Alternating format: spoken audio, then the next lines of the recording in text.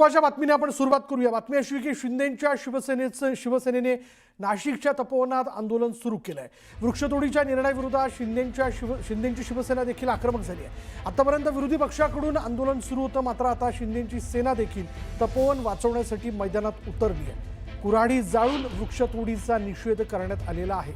आतापर्यंत आपण विरोधक या ठिकाणी आंदोलन करताना बघत होतो, पण आता शिंदेंची शिवसेना देखील तपोवन वाचवण्यासाठी पुढे आलेली आहे। त्यांच्या वतीने देखील तपोवनात आंदोलन केलं जात आहे। आतापर्यंत विरोधी पक्षाचे नेतेच आपल्याला या ठिकाणी दिसत होते, पण आता सत्ताधारी पक्षातील नेते देखील पुढे येऊन तपोवन वाचवण्यासाठी आंदोलन करताना दिसत आहे। कुऱ्हाडी जाळून या वृक्षतोडीचा निषेध जो आहे तो तपोवनात करण्यात आलेला आहे। अधिक माहिती आपण जाणून घेणार आहोत। आमचे प्रतिनिधी लक्ष्मण घाटोळ आपल्या बरोबर आहेत। लक्ष्मण, काय माहिती याबद्दल? विशाल, आतापर्यंत नाशिकच्या तपोवनामध्ये होणाऱ्या वृक्षतोडीच्या विरोधामध्ये विरोधी पक्षांकडून आंदोलनं करण्यात आलेली, पर्यावरण प्रेमींकडून आंदोलनं करण्यात आली, ते आपण पाहिलेलं आहे। मात्र सत्ताधारी पक्ष असलेल्या शिंदेंच्या शिवसेनेच्या पदाधिकाऱ्यांनी आज तपोवनामध्ये या वृक्षतोडीला विरोध केलेला आहे आणि हा विरोध करत असताना त्यांनी त्या ठिकाणी कुऱ्हाडी आणि जे करवत झाडं तोडण्यासाठी वापरतात ती जाळून या सगळ्या वृक्षतोडीचा निषेध केलेला आहे। एकीकडे राज्याचे मुख्यमंत्री देवेंद्र फडणवीस या वृक्षतोडीचं समर्थन करत आहे, त्याचबरोबर मंत्री गिरीश महाजन या वृक्षतोडीबाबत देखील त्याचं देखील त्यांच्याकडनं समर्थन केलं जात आहे।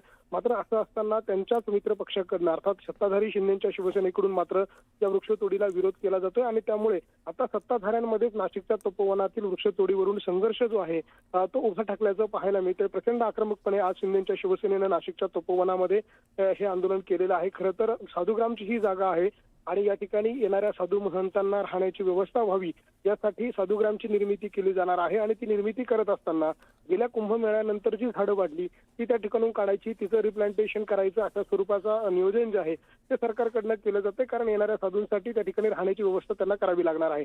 मात्र असं सगळं असताना त्या ठिकाणी असलेली जवळपास 1825 झाडं जी आहे ती त्या ठिकाणून तोडली जाणार आहे, अशा प्रकारची पेपर नोटीस जी आहे ती नाशिक महानगरपालिकेच्या उद्यान विभागाने काढलेली होती आणि त्यानंतर हे आंदोलन जे आहे ते उभं राहिल्याचं आपण आपल्याला पाहायला मिळालं। मात्र आता सत्ताधाऱ्यांमध्ये आता शिंदेंची शिवसेना आणि भारतीय जनता पार्टी या निमित्तानं आमने सामने आल्याचं पाहायला मिळत आहे। लक्ष्मण, तू आपल्याबरोबर असाच लाईनवरती थांब, असाच आपल्याबरोबर थांब। पुढली बातमी नाशिकवरनं या संदर्भातलं एक मोठा अपडेट पुढे येते।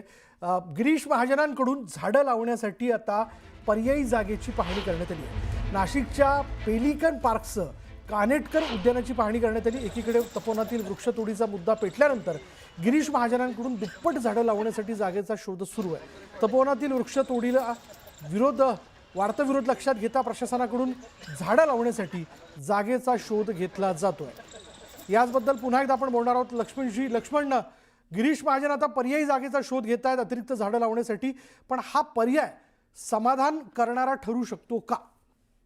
विशाल, आताच आपण बघितलं की शिंदेंची शिवसेना एकीकडे नाशिकच्या तपोवनामध्ये आंदोलन करते, तर दुसरीकडे त्याच वेळेला मंत्री गिरीश महाजन हे नाशिकमध्ये दाखल झालेले आहे आणि गिरीश महाजन यांच्याकडून नाशिकच्या सिडको परिसरामध्ये असलेल्या पेलिकन पार्कच्या जागेची पाहणी केली जाते। हा पेलिकन पार्कचा जो भाग आहे त्या ठिकाणी काही मोकळा भूखंड आहे आणि या मोकळ्या भूखंडावरती जवळपास 200 ते 500 झाडांचं रिप्लांटेशन होऊ शकतं, अशा स्वरूपाची माहिती अधिकाऱ्यांनी दिल्यानंतर आता मंत्री गिरीश महाजन त्या ठिकाणी आलेले आहेत। त्यांच्याकडनं ज्या ठिकाणी या झाडांचं पुनर्लावण केले जाणार आहे त्या ठिकाणी पाहणी केली जाते। ज्या पद्धतीनं पेलिकन पार्क आहे त्याच पद्धतीनं नाशिकच्या गोदा काठावरती वसंत कानेटकर उद्यान आहे, त्या वसंत कानेटकर उद्यानामध्ये देखील एक मोकळा भूखंड आहे ज्या ठिकाणी ही झाडं लावली जाऊ शकतील आणि म्हणून आता गिरीश महाजन या ठिकाणी आलेले आहेत। अर्थात ह्या सगळ्याचा अर्थात हा जो काही वाद आपल्याला पाहायला मिळतो तपोवनातल्या वृक्षतोडीच्या संदर्भात, याचं डॅमेज कंट्रोल करण्यासाठी स्वतः मंत्री गिरीश महाजन हे नाशिकमध्ये दाखल झालेले आहे आणि त्यांच्याकडनं या सगळ्याची आता पाहणी केली जाते आणि विशेषतः जी झाडं तपोवनातून काढली जाणार आहे, ज्याचं रिप्लांटेशन केलं जाणार आहे,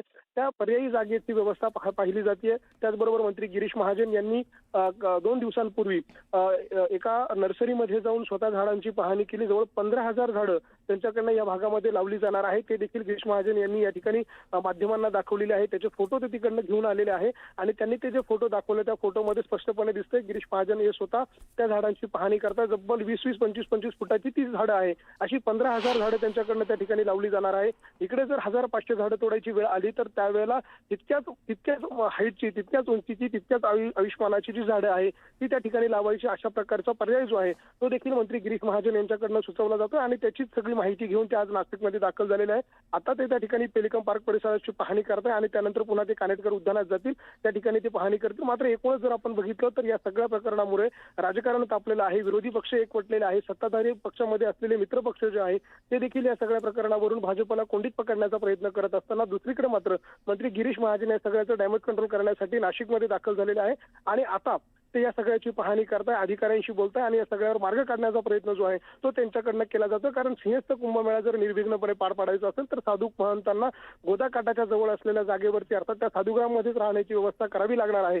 जर त्यांना इतर जागेच्या ठिकाणी हलवलं तर ती प्रशासनासमोर बरोबर. अगदी आता या दोन्ही याच्यामध्ये जर आपण बघितलं तर एकीकडे तपोवनात वृक्षतोडीचा विरोध करण्यासाठी शिंदे सेनेचे